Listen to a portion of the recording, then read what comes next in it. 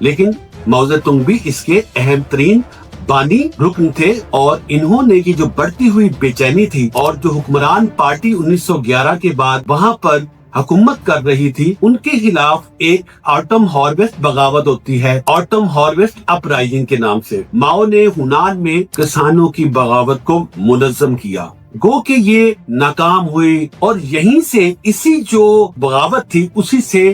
CPC کی red army کی بنیاد پڑی، اور یہی حکمت عملی بعد میں کمیونسٹ پارٹی آف چائنا کی ولیج کی جو طاقت ہے اس کا بیس بن گیا۔ اب ماؤ زیدونگ نے جنگیانگشن پہاڑوں میں ریڈ آرمی کا بیس قائم کیا،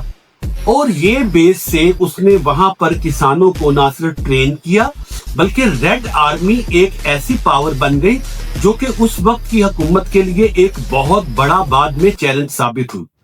اب ماؤ زیدونگ اور ان کی جو پارٹی ہے اس نے ریڈ آرمی کے ساتھ مل کے 1934 اور 35 میں ایک لانگ مارچ کیا جو کہ انقلاب چائنا کی بنیاد بن گیا۔ اس ریڈ آرمی کے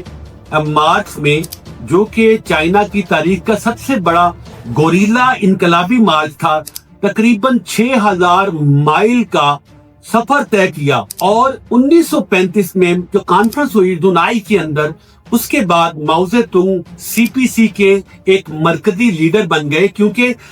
جو ان کا لانگ مارچ ہے اس کے اندر ماؤ زیدونگ کی قائدانہ صلاحیتیں اپنے بھرپور انداز میں سیاسی میدان میں کھل کر سامنے آئیں۔